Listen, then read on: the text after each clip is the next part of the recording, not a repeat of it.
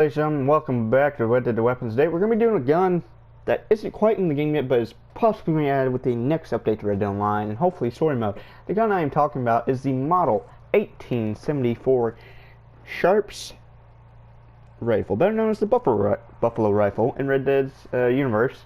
This gun was manufactured originally in 1848 This gun was patented by Christian Sharps of the Sharps Rifle Company. It was patented on September 12, 1848, and was manufactured by A.S. Nippes at Mill Creek, Philadelphia, Pennsylvania in 1850. This gun, the second model used for this gun for production, was used the Manard Tape Primer, and surviving examples are Mark Edward Manard Patentee, 1845. In 1851, the second model was brought to the Robinson Lawrence Company of Windsor, Vermont, and where the Model 1851 was developed for mass production. Anyway, before we go further into that, this gun can be found at Boulder Blade, stuck in a tree with a bayonet attached to it. No, this is not a rolling block rifle. I can tell you that right now, because the sights on the rolling block do not match the same as the one in that rifle there, and the overall loading gate of this rifle does not have that rounded top as with the rolling block here, and it doesn't have the same trigger guard. So this, ladies and gentlemen, is the Buffalo rifle in Red Dead Online, and it's going to be in Red Dead story mode, hopefully. Now, this gun shot a 52 caliber 475 grain projectile with 50 grain cartridges that were later converted to 50-70 government in 1867. The Model 74 rifles and carbines were in 45-70 government, 45-110 government, and 45-120 government. This gun uses a falling block action and could shoot 8 to 10 shots per minute, and had an overall muzzle velocity of 1,200 feet per second and an effective fire range of 500 yards and a maximum range of 1,000 yards, and had a feed system 1 round and had an open ladder sight. Now, this gun was mainly used by the U.S. military and U.S. Civil War, American Civil War. It was used mainly by the 1st and 2nd U.S. sharpshooters, and the first person to actually purchase this was a private by the name of Truman Head, also better named California Joe. California Joe was a well-renowned marksman who served for 3 years in U.S. sharpshooters before he got discharged because he fucked up his eyesight for using telescopic scopes on his Sharps rifle. Now, this gun, as I said, weighs 9.5 pounds, 4.3 kilograms, is 47 inches in length, and the variants of this either have a single set trigger, which was on the regular armor model, or a double set trigger, as in Quickly Down Under, which this gun is most known for, and for being a well-loved target gun and hunting gun and piece of history. This gun originally cost $30 in 1861, which is why it was not regularly adopted, and why it was mainly used by U.S. sharpshooters who also adapted green uniforms for camouflage. Now, this gun, well, it's probably going to have a 2-set trigger on it, and you can see by the volley sights here. The volley sights. See, this is Buffalo rifle by the sights, and the fact that it doesn't have the it has the same foregrip as the rolling block, but it's not a rolling block. This gun also has a bayonet attached to it, which is why it's sticking into a tree. Gun itself is really rusted here, but as you can see, also it doesn't have the same buttstock as the rolling block, so it's definitely not a rolling block. You can see it has the volley sights of a Sharps rifle and same loading gate as a Sharps. Now, this gun was known for its usage of the rolling white knife edge breech block and self-cocking device for its box lock model of 1851.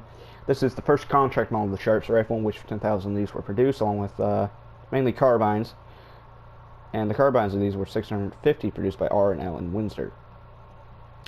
The second contract for these rifles was 15,000 made by Sharps Rifle Manufacturing Company in Philadelphia, Pennsylvania, and I think they also later moved to Connecticut, if I'm not wrong. This gun was organized this company was organized in a holding company with $1,000 in capital, with John C. Palmer as president, Christian Sharps as the main engineer, and Richard Lawrence as master armor and superintendent of manufacturing. Sharp was paid $1 royalty for each gun that was produced. in Hartford, Connecticut, on R&L's property. The production of the Model 51 was replaced by the Model 53, and the Sharps left the company in 55 to form his own manufacturing company called C. Sharps and Company in Philadelphia. Richard S. Lawrence continued as chief armorer until 1872 and developed the various Sharps models that are known. This gun is pretty much known for being a buffalo rifle, because it was really popular buffalo rifles, also known as a sharpshooter weapon, and the longest kill in this time period with this game set was 1,580 yards by Billy Dixon at the Battle of Adobe Walls, or Buffalo Waller. I forget what it was called. Buffalo Walls? Adobe Walls, I think, in Texas. And he shot a Comanche with his Sharps rifle. He said, yeet, shot the fucker off his horse, and they was not thinking they could hit him, thought the fucking mysterious magic men were killing them off their horses, because he was shooting them at 1,500 yards. Either he got real damn lucky, he knew how to fucking shoot. And he was using iron sights with this gun. He put the volley sights all the way up at the top of this damn rifle, and said, you know what, I'm just going to go for it. And that's a good good distance to shoot. That's a couple miles, man. That's almost a mile, near a mile. Fucking forget, I'm not good with math. Hey, this gun was also heavily used in the Bleeding Kansas conflict, which later led to the border war between Kansas and Missouri. And these were mainly used by the anti-slavery forces, and they were called Beecher's Bibles after the famed abolitionist Henry Ward Beecher. The 1874 pattern Sharps was a particularly popular rifle, mainly because those were more known.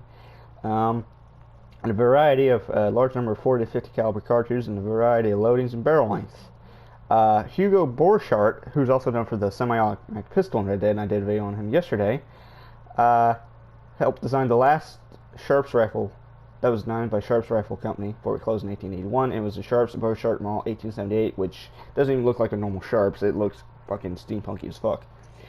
These guns are actually reproduced by Uberti and some other companies, and Shiloh Rifle Company, and the various models are also being introduced. So the Model 1859 and 1863 rifle and carbine variants. There's a metallic cartridge for the 74 Sharps model that is reproduced, and they're used in civil war reenacting, hunting, and target shooting. There's actually a very famous shooting competition called the Matthew Quigley Shoot up in Montana every year, that where a bunch of beloved fanboys of this rifle go and shoot and have fun and drink beer and get fucked and fuck buffaloes. But anyway, the military Sharps rifle was able to use a standard percussion cap, but also had an unusual pellet primer feed. This device, which held a stack of pelleted primers and flipped one over the nipple each time the trigger was pulled and the hammer fell, making it much easier to fire a Sharps from horseback than a gun, employing individually loaded percussion caps. So this gun is very popular with the carbines of these guns were very popular with the cavalry at the time. The Confederacy tried to make some copies of these once they got a hand or two on them, but those guns tend to blow up in your fucking face like everything else the Confederacy tried to produce, and it didn't end well. Like I said, this gun was used by multiple Union units, and it was most famously used by the Burden sharpshooters led by Hiram Burden, who was also a very famous inventor and politician, though he was a horrible field commander. And this gun had such a great accuracy, it was mainly used as a sniper rifle, and it competed with the Confederates' Whitworth. Now, the Whitworth is a gun that shoots a 6-sided bullet in 5.77, and was known for blowing the head off of John Sedgwick at the Battle of Spotsylvania Courthouse. There he got shot by a guy possibly by the name of Ben Powell, who shot him at about 1,000 yards. Yeah. We don't fuck around when it comes to shooting down here. Anyway, this gun was had a higher fire rate than the loaded muskets of the time, and the beast loading mechanism and superior quality of manufacture, as well as ease with which it could be reloaded from a kneeling and prone position.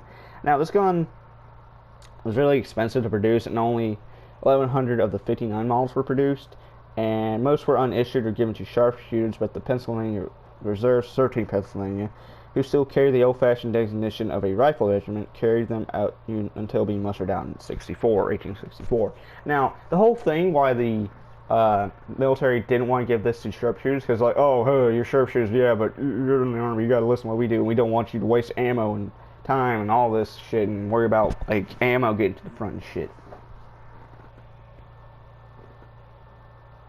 Now the Sharps Military Carbine, which I don't think is that. This is not the Sharps Military Carbine. This is just a normal Buffalo rifle. These guns were very popular with the caliber of both Union and Confederate armies and would issue in much larger numbers than other carbines, such as the Spencer Repeater Carbine or Burnside Carbine. I think the Burnside Carbine is a Confederate carbine, if I recall correctly. It was actually a Union. But anyway, these guns. Well, also the Sharps carbine is actually thought to have a coffee milk grinder in the back that was hand cranked, but though some of the weapons that survived the Civil War and are still in collectors' hands, the coffee mill experiment didn't end well, and the grinder was ill-suited for coffee. And the modern consensus comes that it was used for grinding corn or wheat. Unlike the Sharps rifle, the carbine was very popular, and almost 90,000 of these were produced. By 1863, it was the most common weapon carried by Union cavalry regiments, although in 1864 they were replaced by the Spencer repeating rifle, which had 7 shots. There was actually, as I supported, there were some Sharps clones that were produced by the Confederates in Richmond, but their quality was generally poor, and they normally used brass fittings instead of iron, and blew up in your hand. The British also produced a 1,000-mile 1852 carbines in 1855, which was later used in the Indian Rebellion of 1857. Now, we're going to get on to the rifle that's in game, which I'm assuming is the Sharp Sporting Rifle. This gun was produced from the 1840s up to the late 1880s. After the American Civil War, these army surplus rifles were like sporterized pretty much into commercial custom firearms. And the Sharps factory produced models 1869 and 74 in large numbers for use by commercial buffalo hunters and frontiersmen.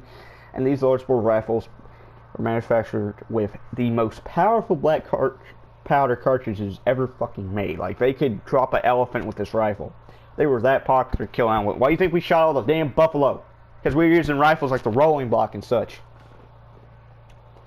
These guns also had some special long-range target versions made for then the popular style called Creedmoor shooting of 1,000-yard target shooting.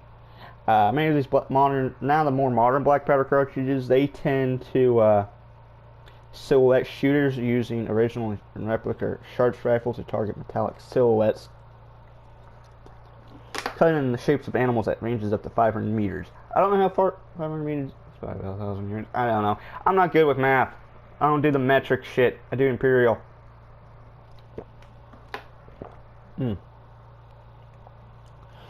As I said, the Shiloh Rifle Manufacturing Company still makes them, and the C. Sharps Arms of Big Timber, Montana have been making reproductions of the Sharps rifle since 1983 and 79 respectively. So if any of you want to get a Sharps rifle replica, go to ShilohRifleManufacturingCompany.com or C. Sharps Arms of Big Timber, Montana.com.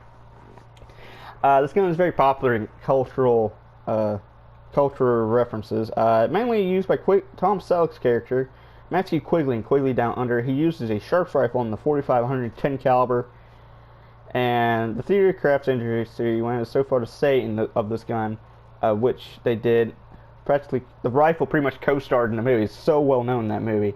The gun was also used in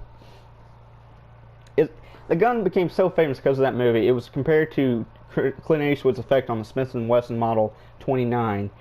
This gun was also used in the movie Valdez is Coming,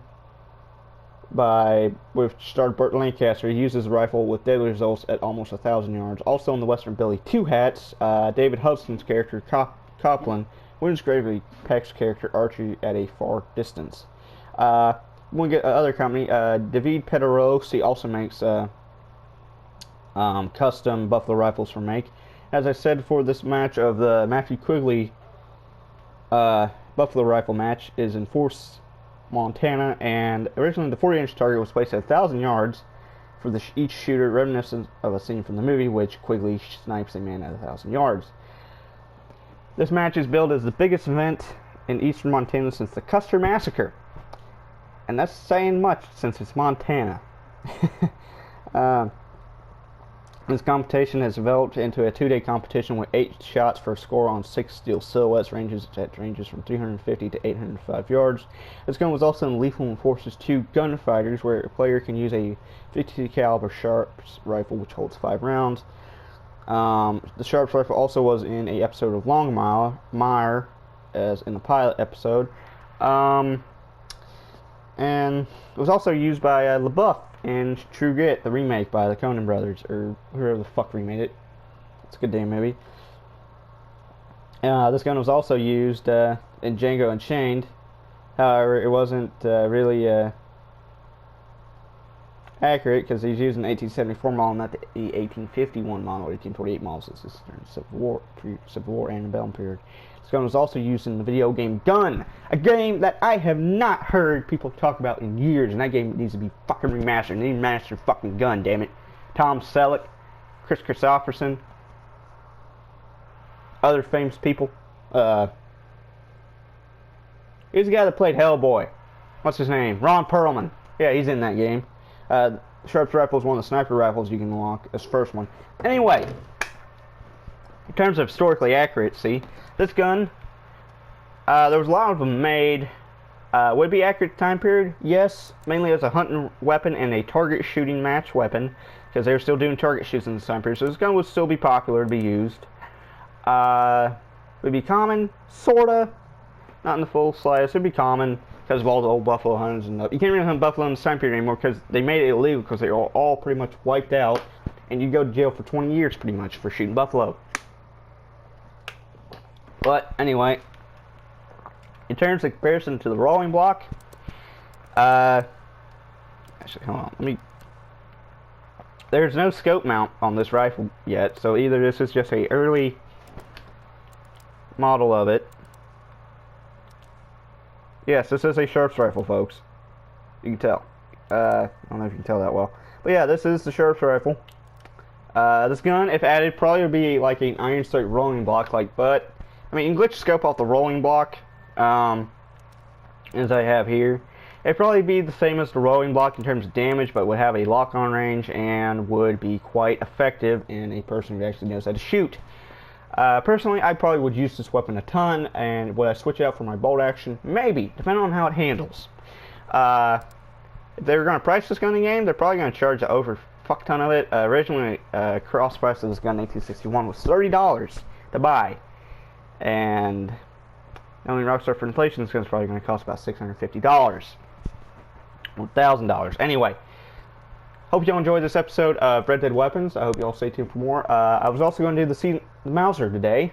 I'll probably do that in a bit after I have me some breakfast. It's almost lunch, so I might have me some damn brunch. Hope y'all enjoyed. Stay tuned for more. Please subscribe, be greatly appreciated. Good luck out there, and peace.